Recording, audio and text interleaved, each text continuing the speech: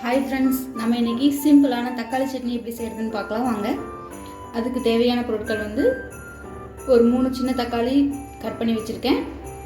ஒரு அரை சைஸ் பெரிய வெங்காயம், அரை வெங்காயம் கட் பண்ணி வச்சுருக்கேன். ஒரு சின்ன வரமிளகா, கருவேப்பிலை கொஞ்சோண்டு, அப்புறம் பூண்டு கொஞ்சம் ஒரு 4 பல் பூண்டு. இவ்வளோதாங்க. வாங்க எப்படி செய்கிறதுன்னு பார்க்கலாம்.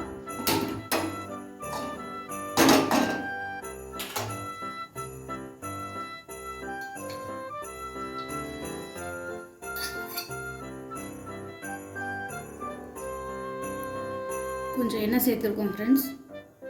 எண்ணெய் நல்லா சுடனதுக்கப்புறம் கட் பண்ணி வச்ச பெரிய வெங்காயமும் நல்லா வதக்கி சேர்த்துக்கிறோம்.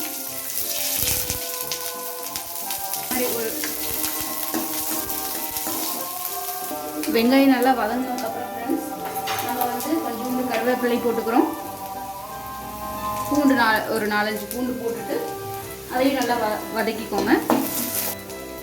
பெரிய வெங்காயம் நல்லா வதங்கிடுச்சுங்க ஃப்ரெண்ட்ஸ். இப்போ நம்ம கட் பண்ணி வச்சுருக்கிற தக்காளியை சேர்த்துக்கிறோம். தக்காளியை சேர்த்துட்டு நல்லா வதக்கிக்கோங்க. தக்காளி நல்லா வதங்கி வர்றதுக்காக நம்ம கொஞ்சம் கல்லுப்பு சேர்த்துக்கிறோம் ஃப்ரெண்ட்ஸ். இது நம்ம தேவையான அளவு நம்ம சட்னி ஃபுல்லாக வேணும்னாலும் நம்ம சேர்த்துக்கலாம்.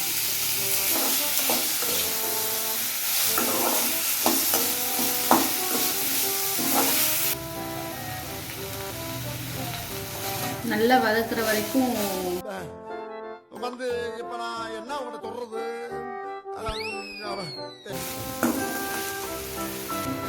பாருங்க ஃப்ரெண்ட்ஸ். இப்போ நல்லா வதங்கிடுச்சு. நல்லா வதங்கினதுக்கப்புறம் ஸ்டவ் ஆஃப் பண்ணிடுங்க. ஒரு 5 மினிட்ஸ் நல்லா ஆறட்டும். அப்புறம் மிக்ஸி ஜாரில் போட்டு அரைக்கணும். இப்போ நல்லா ஆறிடுச்சுங்க. மிக்ஸி ஜாருக்கு ட்ரான்ஸ்ஃபர் பண்ணிவிட்டு அரைச்சிக்கலாம். பாருங்கள் ஃப்ரெண்ட்ஸ், நல்லா அரைச்சாச்சு.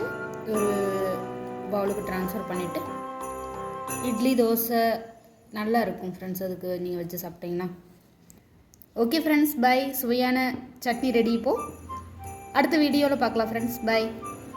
பாருங்கள் ஃப்ரெண்ட்ஸ், நம்ம இட்லி தோசை ரெண்டுமே ரெடி பண்ணியாச்சு. இப்போ தக்காளி சட்னிக்கு நம்ம வச்சு சாப்பிட போகிறோம். வாங்க சாப்பிட்லாம். பாய்.